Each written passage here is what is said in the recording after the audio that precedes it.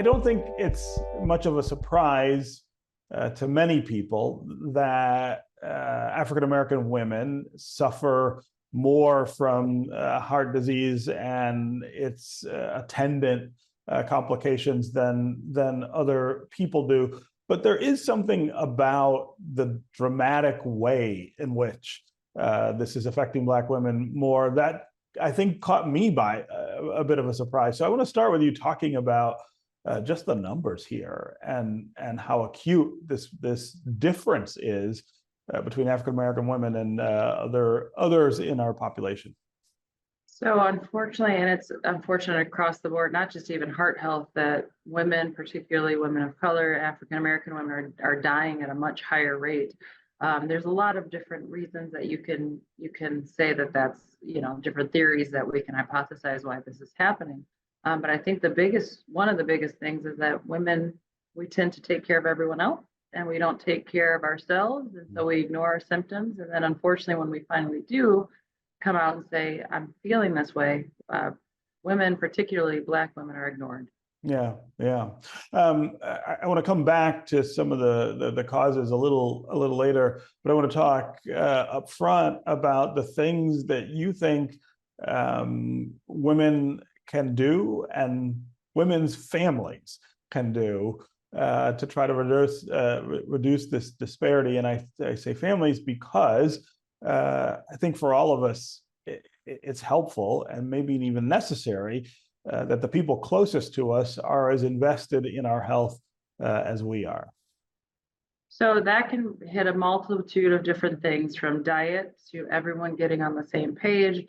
As mom, sister, cousins are trying to work on eating more vegetables, eating more lean protein, cutting out processed foods, not throwing that temptation out there. And even some of the biases and going into family functions, when you start to get in shape and lose weight and the family says, oh, you look too skinny, or, oh, you don't want this, you don't want these ham hocks. It's supporting women in their journey of getting healthy. So that's something that families can do. Just simply be supportive and say, hey, I see that you're getting healthy. I'm going to join you on that journey, or I'm at least going to support you. And then also, because women tend to again ignore themselves. If you see something is off, if you see that when they're climbing a flight of stairs or you're walking through the mall that they're short of breath, because women their symptoms, they may not have that crushing chest pain. They may just become profoundly short of breath or fatigued. If you see that and say you're walking through the mall and say, hey, you just seem a little more short of breath than you normally do, bringing it to their attention, things that they may not even realize themselves because they're just slowing down and they just may not even realize that. So just kind of paying attention to that too, and helping them out and just bringing it to their attention. Maybe you should see a doctor. Yeah. So beyond diet, exercise, and general healthy habits, what else do you say that women can be doing to minimize this discrepancy? So I'm a very strong proponent of the fact that your mind and body are all one. So taking 30 minutes a day for just you, whether that's meditation, whether that's prayer, whether that's, shutting off all of your social media, your phones, disconnecting from the world, and just spending that time with yourself, regardless of what you do. You can pray, you can meditate, you can do whatever you want, but just choosing that 30 minutes for you. Because stress hormones I always tell my patients, stress hormones are great when you're running from a bear, not so much in day-to-day life. Yeah. So if you can kind of find that mind-body connection, cut off the world for 30 minutes, and sometimes it's hard. Sometimes it requires getting up 30 minutes early in the morning or after your kids are in bed, 30 minutes before you go to bed, finding that time for you and just saying, that's my me time. For me, I exercise. I find that 30 minutes for myself to say, I'm going to spend 30 minutes on the treadmill. That's my time, and I carve it out. But finding that mind-body connection is important. Yeah. So I want to go back now to kind of the causes and the context for all of this. Of course, there's a history of unequal treatment for African Americans, and especially for African American women, that no doubt contributes to all of these things. But one of the other things that I want to kind of focus on is this this dynamic where when women do speak up, go to the doctor, speak up and say, hey, this doesn't feel right, or this seems like it's a problem, they often are not believed or listened to. And I want to talk about what we do about that. I mean, I think, being in the position you're in is part of the solution, but there's got to be other things that we should be thinking about to just change the system and the way it responds to African American women. And I do think that that's happening. I think we're a very, very long way away from it being equal.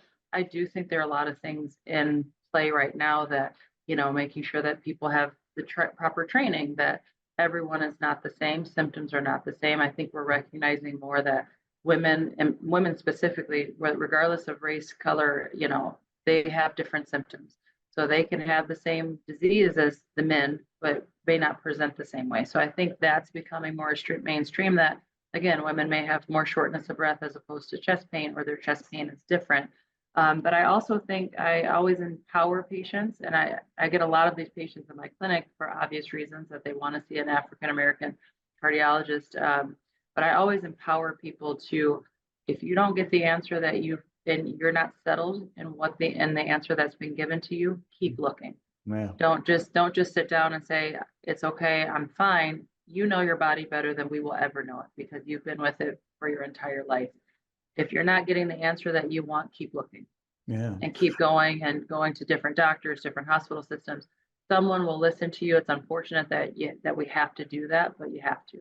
Yeah. But that requires, I think, a certain confidence and a certain comfort with the medical system that I also think is a hurdle for a lot of African Americans. I mean, we still have challenges getting access to healthcare for people, and then when they do, making sure that they can kind of take control of that and speak up and decide who they'll see and make sure they get the care that they want.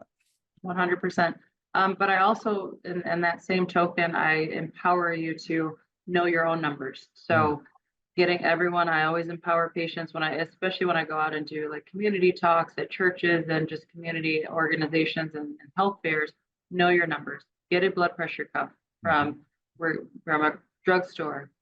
Write down some blood pressure numbers. Know how to check your blood pressure.